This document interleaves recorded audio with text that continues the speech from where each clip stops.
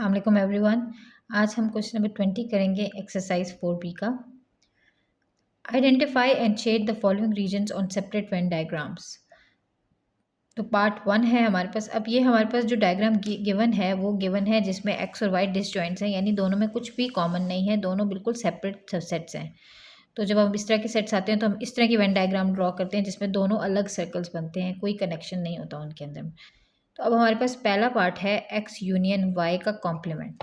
तो इसमें मैं पहले एक्स बनाऊंगी और फिर वाई कॉम्प्लीमेंट बनाऊंगी और उन दोनों का यूनियन लूँगी। तो एक्स हमारे पास क्या है, हमारे पास एक्स सिर्फ एक्स है। So this is x. जो वाई का कॉम्प्लीमेंट है इट मीन्स वाई के अलावा सारा कुछ है, तो वाई के बाहर बाहर सारा कुछ। तो y का कॉम्प्लीमेंट हो जाएगा y के अलावा सारा। अब जब इन दोनों का हम यूनियन लेंगे तो यूनियन में क्या होता है, सारी चीज़ें आ जाती हैं जो दोनों सेट्स में है। तो इसमें x है, इसमें और इसमें x भी है और ये वाला हिस्सा भी है, तो ये सारा आ जाएगा। दोनों में y नहीं है तो y नहीं आएगा, तो y के अलावा बाकी सारा आ जाएगा यूनियन में। तो this will be x union y complement. ठीक है जी। अब पार्ट 2 देखते हैं। पार्ट 2 में हमारे पास x का इंटरसेक्शन है y कॉम्प्लीमेंट के साथ। तो हम x का इंटरसेक्शन जब लेंगे y कॉम्प्लीमेंट के साथ, तो पहले मैं x बना लेती हूँ, फिर y कॉम्प्लीमेंट और फिर x इंटरसेक्शन y कॉम्प्लीमेंट। तो x हमारे पास सिर्फ x होगा, y का कॉम्प्लीमेंट मतलब y के अलावा, तो y का कॉम्प्लीमेंट हो जाएगा y के अलावा सारे। और अब इन दोनों में इंटरसेक्शन लें तो दोनों को कॉमन एरिया लेना है, तो इसमें भी x और x ये दोनों कॉमन एरिया है, ये इसमें नहीं है और y तो दोनों में नहीं है। तो कॉमन क्या है हमारे पास, सिर्फ x, तो हमारा x आंसर होगा। सो दिस इज और x इंटरसेक्शन y कॉम्प्लीमेंट। उसके बाद थर्ड देखते हैं x union y whole complement. ठीक है, तो इसमें हमारे पास x है, मैं x बनाऊंगी, फिर y बनाऊंगी, फिर x यूनियन y बनाऊंगी और फिर उसका अलग से कॉम्प्लीमेंट ले लेंगे। तो इधर हमारे पास y है तो y हम ये ले लेंगे। तो अब इन दोनों का अगर यूनियन लें तो दोनों ही आ जाते हैं। यूनियन में हम दोनों चीज़ें शेडेड जो इंक्लूडेड होती हैं सारी इंक्लूड करते हैं, तो x भी इंक्लूड हो जाएगा और y भी हमारे पास इंक्लूड हो जाएगा। अब हमने क्या करना है, x यूनियन y का कॉम्प्लीमेंट, यानी x यूनियन y का जो आंसर है उसका कॉम्प्लीमेंट, यानी उसके अलावा सब कुछ। तो इन दोनों के अलावा बाकी सारी चीज़ें, तो बाहर का एरिया सारा आ जाएगा इसमें।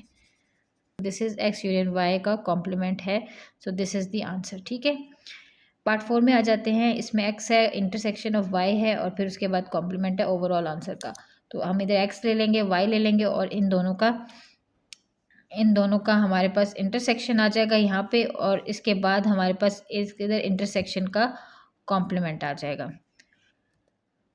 तो x हमारे पास क्या है, x पास x शेड हो गया, y में हमारे पास y में y शेड हो गया। अब इन दोनों का कॉमन क्या है, कुछ भी नहीं कॉमन, तो मेरे पास कोई भी चीज़ इधर नहीं आएगी, एम्प्टी सेट है ना, इसमें कुछ कॉमन है ना इसमें, दोनों में सेम शेडेड एरिया कोई भी नहीं है, यानी कॉमन कुछ भी नहीं है, तो एम्प्टी आएगा। और जब इस एम्प्टी का हम ले लेंगे कॉम्प्लीमेंट, तो मैंने बताया था एम्प्टी कॉम्प्लीमेंट पूरा यूनिवर्सल आता है, इट मीन सारा बॉक्स आ जाएगा। So this will be the answer of x intersection y whole complement. ठीक है जी। पार्ट 5 में हमारे पास x का कॉम्प्लीमेंट है, y का कॉम्प्लीमेंट है और उन दोनों का यूनियन है। तो यहाँ मैं x का कॉम्प्लीमेंट लूँगी, इट मीन्स x के अलावा सब कुछ। तो x का कॉम्प्लीमेंट हो जाएगा x के अलावा सारे। अब y का कॉम्प्लीमेंट फाइंड करते हैं, y का कॉम्प्लीमेंट हो जाएगा y के अलावा सारे। ठीक है, this is x complement and this is y complement, y के अलावा। तो अब इन दोनों का यूनियन अगर लें तो यूनियन में क्या होता है कि हम सारा का सारा इंक्लूड कर देते हैं। तो इसमें भी ये हिस्सा भी इंक्लूड हो गया और इसमें y भी इंक्लूडेड है, तो इट मीन्स ये सारा का सारा x complement union y complement में आ जाएगा। सो ये हमारे पास हो जाएगा x complement union y complement. ठीक है जी। नेक्स्ट पे आ जाते हैं। पार्ट 6 है हमारे पास x complement intersection y complement. x complement क्या है, x के अलावा सब कुछ। तो x का कॉम्प्लीमेंट मतलब x के अलावा सब कुछ। y का कॉम्प्लीमेंट, तो y का कॉम्प्लीमेंट है कि y के अलावा सारे। अब इन दोनों का कॉमन एरिया लेना है, तो इसमें भी ये वाला एरिया कॉमन है और इसमें भी ये, क्योंकि y इसमें नहीं है और x इसमें नहीं है, तो कॉमन एरिया क्या आ जाएगा, x और y के अलावा वाला सारा। तो x complement intersection y complement हमारे पास ये बाहर का हिस्सा आ जाएगा सारा। सो ये हमारे पास हो जाएगा x complement intersection y complement का आंसर। ठीक है जी। So this is your answer for question number 6। For part 6। Part 7 में क्या है हमारे पास, एक्स कॉम्प्लीमेंट यूनियन वाई का होल कॉम्प्लीमेंट। इसमें मैंने एक्स कॉम्प्लीमेंट लिया, वाई लिया, और एक्स कॉम्प्लीमेंट का यूनियन लिया वाई के साथ, और फिर उसका ओवरऑल कॉम्प्लीमेंट लिया। तो एक्स कॉम्प्लीमेंट हमारे पास क्या होगा, एक्स के अलावा सारा। तो एक्स का कॉम्प्लीमेंट हमारे पास क्या हो जाएगा, एक्स के अलावा सब कुछ। वाई में क्या है, वाई है, तो एक्स कॉम्प्लीमेंट ये हो गया, वाई ये हो गया। अब इन दोनों का यूनियन लेना है, तो यूनियन मतलब ये सारा हो जाएगा। तो एक्स इसमें भी नहीं है, तो एक्स के अलावा सारा हो जाएगा।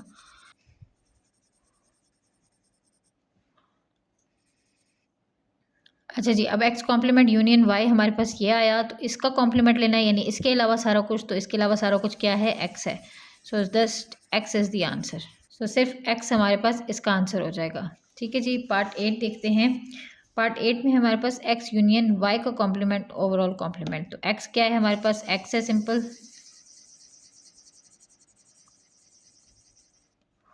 वाई कॉम्प्लीमेंट क्या है, वाई के अलावा सब कुछ। तो वाई का कॉम्प्लीमेंट हो जाएगा वाई के अलावा सारा कुछ। ठीक है, और इन दोनों का अगर यूनियन लें, तो यूनियन में हमारे पास वाई के अलावा सारा आ जाएगा। तो एक्स यूनियन वाई कॉम्प्लीमेंट हमारे पास आ जाएगा ये, कि हम दोनों का यूनियन लेंगे तो हमारे पास ये आ जाएगा। और अब इनका कॉम्प्लीमेंट लेंगे, यानी इसके अलावा सब कुछ, तो हमारे पास क्या आ जाएगा, ओनली वाई। सो एक्स यूनियन वाई कॉम्प्लीमेंट का होल कॉम्प्लीमेंट लेंगे तो हमारे पास ये आंसर आएगा। So this is your answer. I hope आपको सब समझ आई होगी। फिर भी कोई इशू हुआ कमेंट्स में मुझे बताइएगा, मैं उसको सॉल्व करने की कोशिश करूँगी। Thank you so much. Question number 21 करेंगे, एक्सरसाइज 4B का एडवांस लेवल है ये। क्वेश्चन नंबर 21 हमारे पास है कि for any set A simplify the following if possible. ठीक है, अब पार्ट 1 है हमारे पास ए का इंटरसेक्शन विद यूनिवर्सल। तो आप देख लें कि अगर यूनिवर्सल आपका 1 से 10 तक है और ए आपका 1 2 है, तो इन दोनों को कॉमन लेंगे तो क्या आएगा, 1 2 ही कॉमन आएगा। It means A will be the answer. ठीक है जी, इसका कॉमन हमारे पास क्या आएगा, 1 एंड 2। तो ये ए ही बनता है, तो हमारे पास ए ही आंसर आएगा। इसी तरह हम पार्ट 2 देखते हैं। वो है हमारे पास ए यूनिवर्सल। अगर हम इन दोनों का यूनियन लें तो हमारे पास ये पूरा का पूरा आ जाता है 1 से लेके 10 तक। तो ये क्या बन गया, ये यूनिवर्सल बन गया। तो इट मीन्स इसका आंसर है यूनिवर्सल। ठीक है जी, A union E universal universal होता है, और ए इंटरसेक्शन यूनिवर्सल ए ही आ जाता है वापस। ठीक है जी, पार्ट 3 देख लेते हैं। पार्ट 3 होता है ए इंटरसेक्शन एम्प्टी सेट। तो ए का जब एम्प्टी सेट के साथ कॉमन लेंगे तो कुछ भी नहीं है, जब इसमें कुछ भी नहीं है तो दोनों में कॉमन क्या होगा, कुछ भी नहीं, तो एम्प्टी सेट ही आएगा हमारे पास। ठीक है, सो this will B empty set. और पार्ट 4 में ये है कि अगर मेरे पास ए का यूनियन है एम्प्टी सेट के साथ, तो ए अगर मेरा 1 2 है और एम्प्टी सेट तो एम्प्टी सेट ही है, तो इनका यूनियन लूँगी तो मैं 1 2 ही आ जाएगा। ठीक है, यानी ए आ जाएगा, तो ये ए होगा। ठीक है, सो दिस विल बी ए। इसमें भी हम देख लेते हैं, अगर इन दोनों का हम इंटरसेक्शन लेंगे कुछ कॉमन नहीं, तो हमारे पास एम्प्टी सेट ही आएगा, तो इसीलिए मैंने एम्प्टी सेट किया है। So this is your question number 21। Question number 22 देखते हैं। A is subset of B and A intersection C is empty set. Simplify the following if possible. यानी A और C के दरमियान कुछ भी कॉमन नहीं है, यानी दोनों कनेक्टेड नहीं है, और A जो है वो हमारे पास सबसेट ऑफ B है। तो A और सबसेट ऑफ B तो हम बना सकते हैं कि A हम बना लें 1 2 और B हम बना लें 1 2 3 4। लेकिन अब सी का हमें डिफ़ाइन नहीं है। ये हमें पता है कि ए वाले नंबर्स नहीं हैं सी में, लेकिन हमें और क्या है सी में, ये किसी तरीके से भी डिफ़ाइन नहीं है। तो पार्ट 1 में हम देख लेते हैं A complement A intersection B. तो जब ए और बी का कॉमन निकालेंगे तो 1 2 ही आएगा, तो वो यानी कि वो ए ही आएगा। So this is your answer for 1। Part 2 है हमारे पास ए यूनियन बी। अब ए और बी का यूनियन लेंगे तो ये सारे आ जाएंगे नंबर्स, यानी बी आ जाएगा, तो दिस विल बी बी। अब 3 है हमारे पास बी इंटरसेक्शन सी, लेकिन सी हमारे पास डिफाइंड नहीं है, तो हम इसको यही कह देंगे कि नॉट डिफाइंड। ठीक है, 4 हमारे पास है ए यूनियन सी। तो अब हमें ये भी नॉट डिफाइंड, क्योंकि यूनियन में तो सारे आ जाते हैं। अगर ए इंटरसेक्शन सी होता है तो हम एम्प्टी लिख देते, लेकिन यूनियन में तो सारे आ जाते हैं और सी हमें पता नहीं है, तो इसलिए हम इसको भी नॉट डिफाइंड लिख देते हैं। इसी तरह पार्ट 5 है हमारे पास। पार्ट 5 है हमारे पास B union C intersection of A. अब बी यूनियन सी यानी बी भी होगा और सी भी जो भी है वो भी होगा, दोनों इकट्ठे होंगे और उन दोनों में जब कॉमन लेंगे तो सिर्फ बी के ये हिस्से आएंगे, क्योंकि हमें ये पता है कि ए और सी में कुछ भी कॉमन नहीं है। तो बी के हिस्से ये वाले आएंगे जब वो इंटरसेक्शन ए के साथ, तो हमारे पास दोबारा ए ही आएगा। So this is your answer. ठीक है। अच्छा, अब 6 हम लेते हैं। 6 है मेरे पास बी इंटरसेक्शन सी और इंटरसेक्शन ए। अब बी इंटरसेक्शन सी में कुछ भी अगर कॉमन आता भी है तो इसका मतलब है वो सी में भी होगा, और अगर सी में है तो सी और ए में तो कुछ भी कॉमन नहीं है, तो इट मीन्स वो ए में नहीं होगा। तो हमारे पास क्या आएगा? Empty set. ठीक है। उसके बाद 7 हमारे पास आएगा A union C intersection B.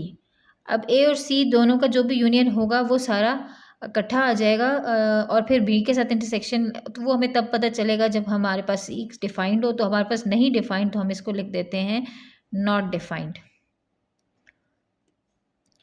अब हम 8 देख लेते हैं। A intersection C union B. तो अब आप देखें कि ए इंटरसेक्शन सी हमारे पास एम्प्टी है, और एम्प्टी का जब बी के साथ यूनियन लेंगे तो वो बी ही आएगा। So this is your question number 22।